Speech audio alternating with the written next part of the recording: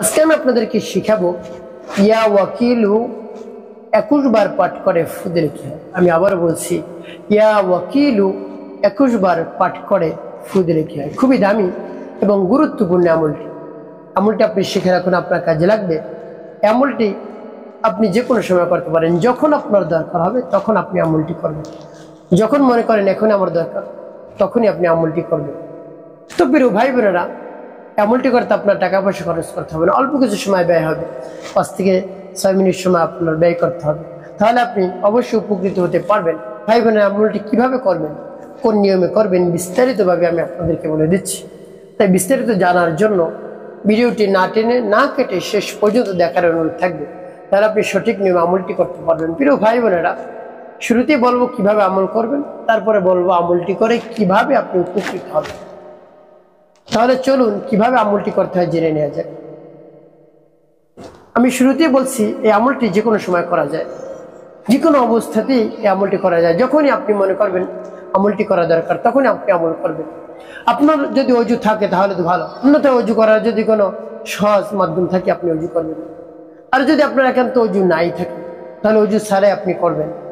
তবে এই আমলটি যখন অজু ছাড়া করবেন তখন আপনি দুরূদ শরীফ পাঠ করবেন, আর যখন আপনি অজু সহকারে করবেন তখন আপনি দুরূদ শরীফ পাঠ করবেন।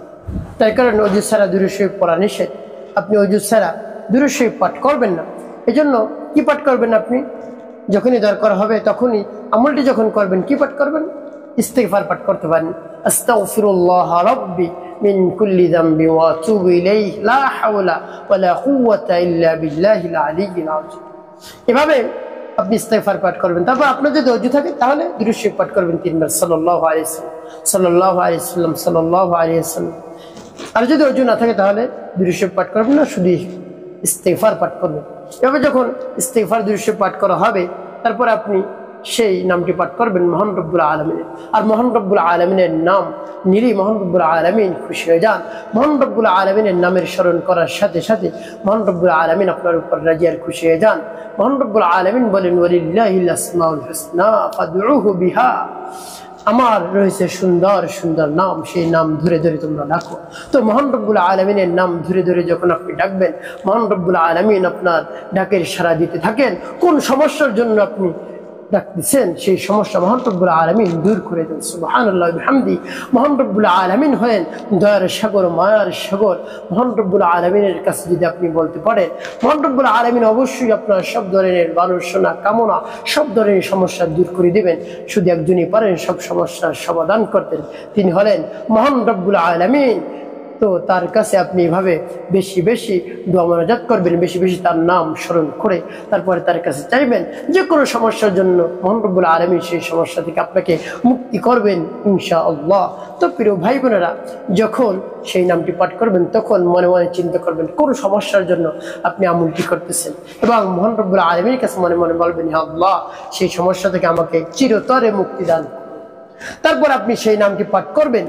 আমি আপনাদেরকে বলে দিচ্ছি, একেবারে শুদ্ধ করে মনকে একেবারে স্থির করে মনোযোগ এনে তারপরে আপনি সেই নামটি পাঠ করবেন। যেমন বিসমিল্লাহির রহমানির রহিম, ইয়া ওয়াকিল ইয়া আল্লাহ, ইয়া ওয়াকিল ইয়া আল্লাহ, ইয়া ওয়াকিল ইয়া আল্লাহ, يا وكيل يا الله، يا وكيل يا الله، يا وكيل يا الله।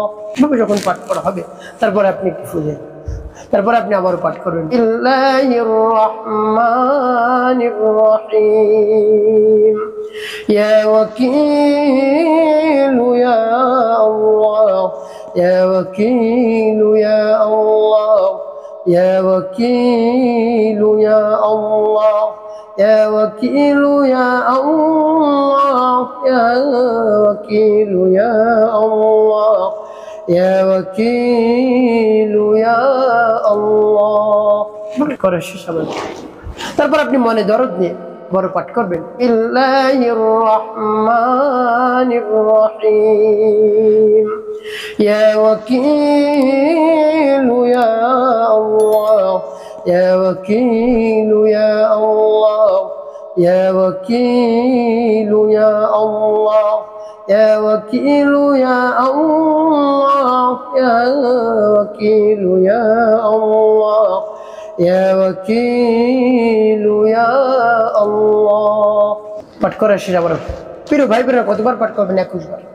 21 বার পাঠ করে আপনি 3টি ফু দিবেন। সর্বশেষ নবী সাল্লাল্লাহু আলাইহি ওয়াসাল্লামের মহব্বতে 3 বার দুরূদ ইব্রাহিম পাঠ করবেন।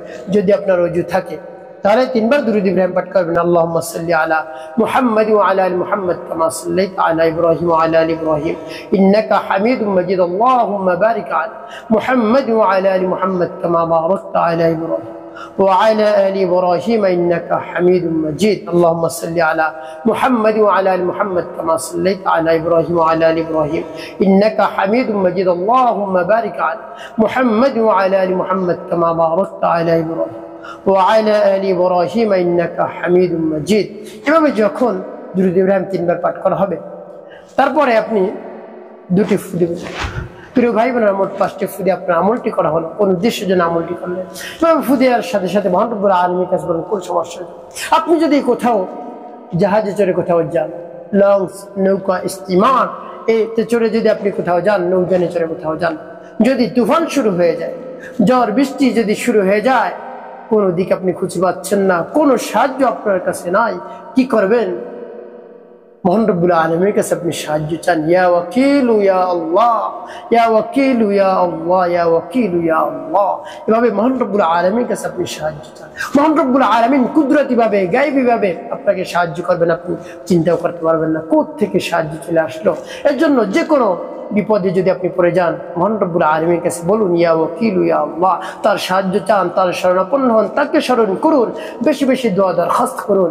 অবশ্যই সেই সমস্যা থেকে মহান রব্বুল আলামিন আপনাকে উদ্ধার করবেন, সেই বিপদ থেকে উদ্ধার করবেন, অবশ্যই আপনাকে সাহায্য করবেন ইনশাআল্লাহ। প্রিয় ভাই বোনেরা, সদা সর্বদা আপনি 5 ওয়াক্ত নামাজ আদায় করবেন, কোনোভাবেই নামাজ মিস করবেন না, মিথ্যা কথা বলবেন না, মানুষের কল্যাণে কাজ করবেন, খেদমতে কাজ করবেন, বেশি বেশি মানুষের উপকার করবেন। আপনার জীবন মহান রব্বুল আলামিন পাল্টে দিবেন, শান্তিপূর্ণ করে দেবেন ইনশাআল্লাহ।